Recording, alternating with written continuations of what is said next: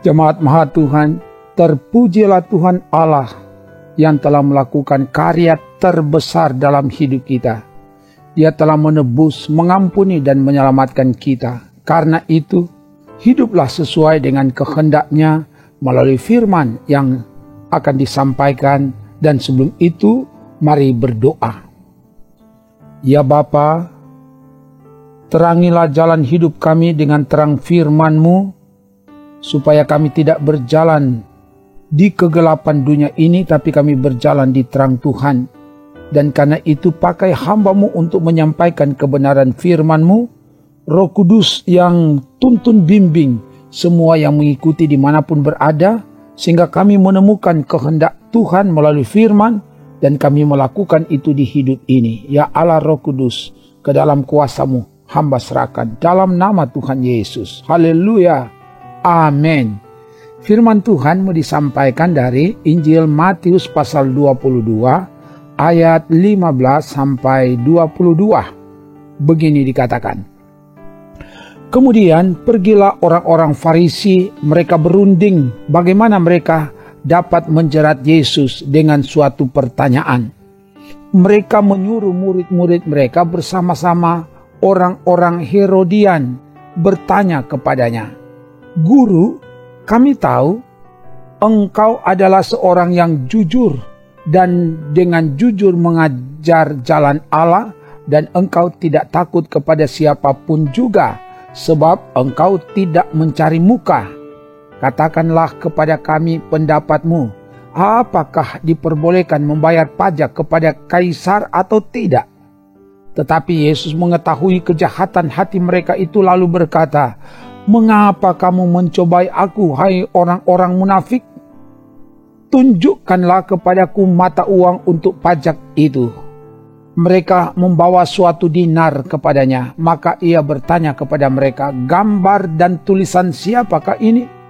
Jawab mereka, "Gambar dan tulisan Kaisar." Lalu kata Yesus kepada mereka, "Berikanlah kepada Kaisar apa yang wajib kamu berikan kepada Kaisar, dan kepada Allah apa yang wajib kamu berikan kepada Allah."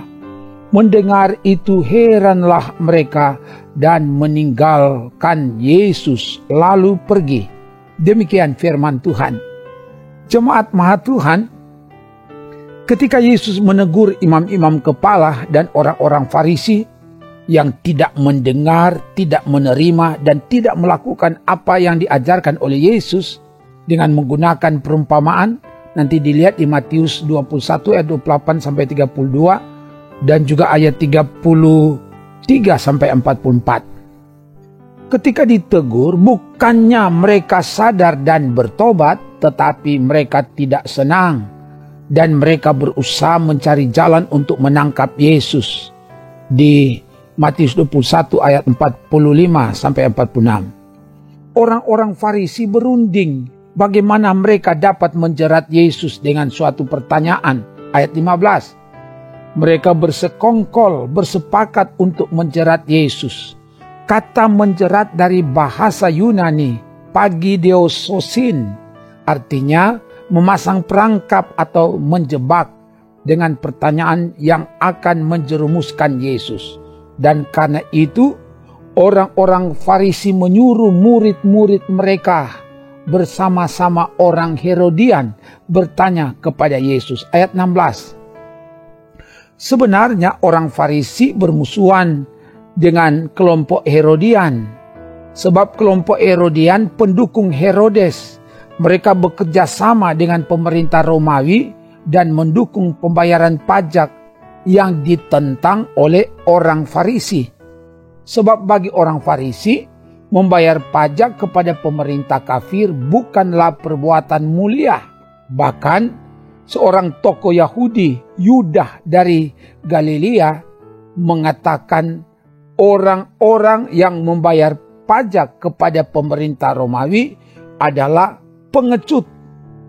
Tapi demi untuk menjatuhkan Yesus, mereka harus bersekongkol dengan orang-orang Herodian. Ayat Markus 3 ayat 6.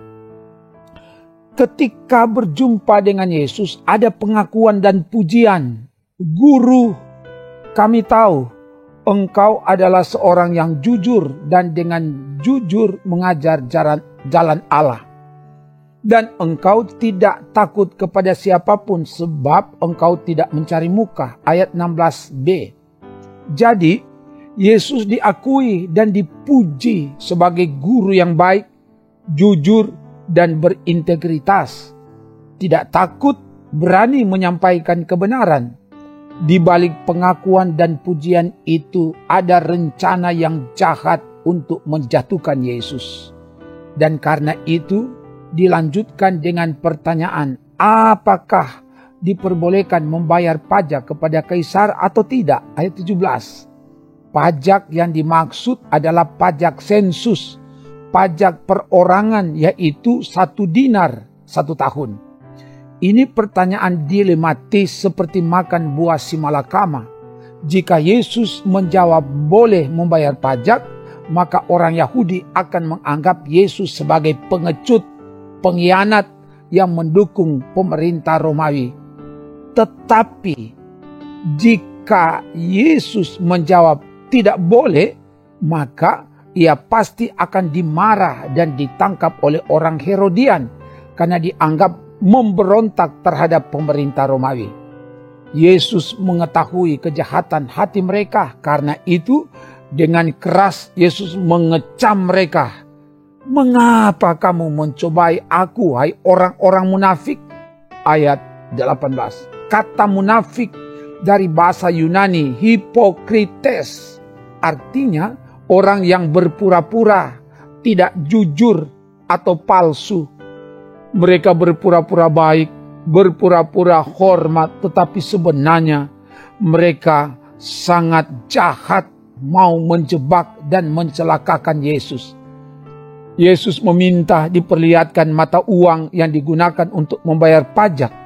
Mereka memberikan kepadanya 1 dinar, ayat 19. 1 dinar sama dengan upah pekerja harian 1 hari. Matius 20 ayat 22. Yesus bertanya, gambar dan tulisan siapakah ini? Ayat 20. Mereka menjawab, gambar dan tulisan Kaisar. 21a. Koin Romawi tersebut bergambar kepala Kaisar Tiberius.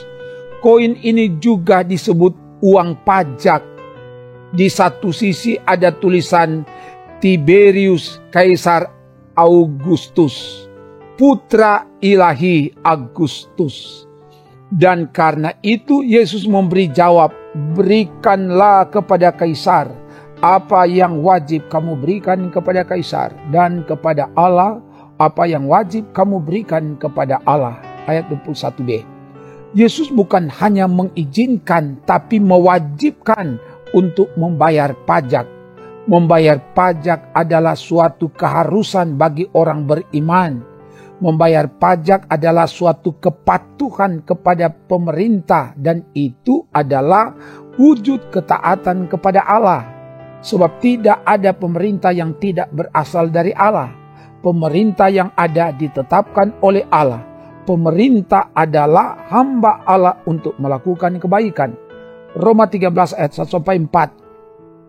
Taat kepada Allah dinyatakan dalam ketaatan membayar pajak kepada pemerintah dan menyerahkan seluruh totalitas hidup kita kepada Tuhan.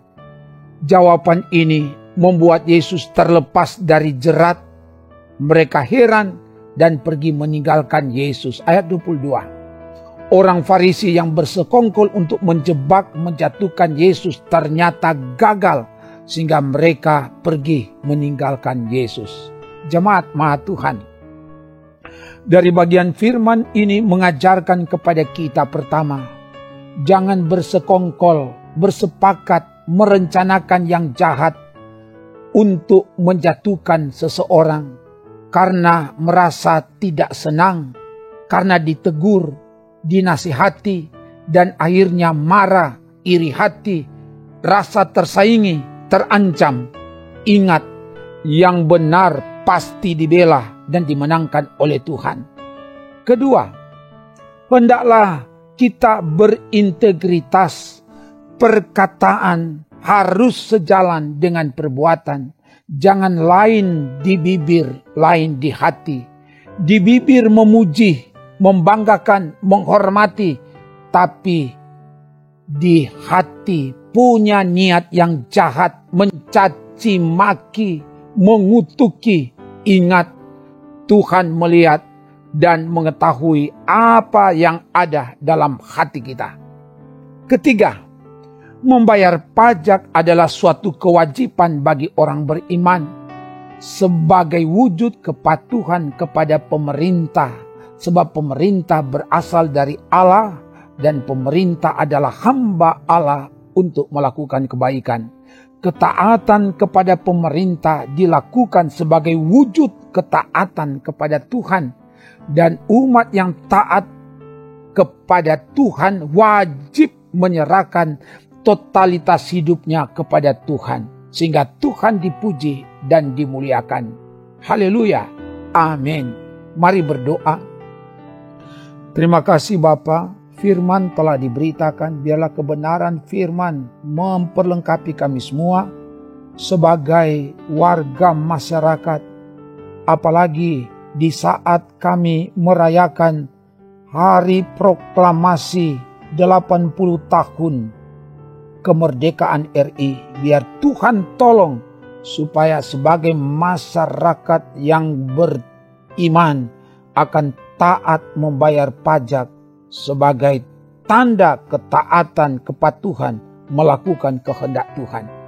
Diberkati semua yang beribadah dimanapun mereka berada. Hamba tumpangkan tangan biar Engkau jamah, teguhkan yang bimbang, kuatkan yang lemah, dan berkati yang berjuang mencari lapangan pekerjaan. Tuhan bukakan jalan, yang sakit disembuhkan, yang berkekurangan dicukupi, dan biar kuasa Tuhan yang menuntun membimbing perjalanan hidup kami kini dan seterusnya.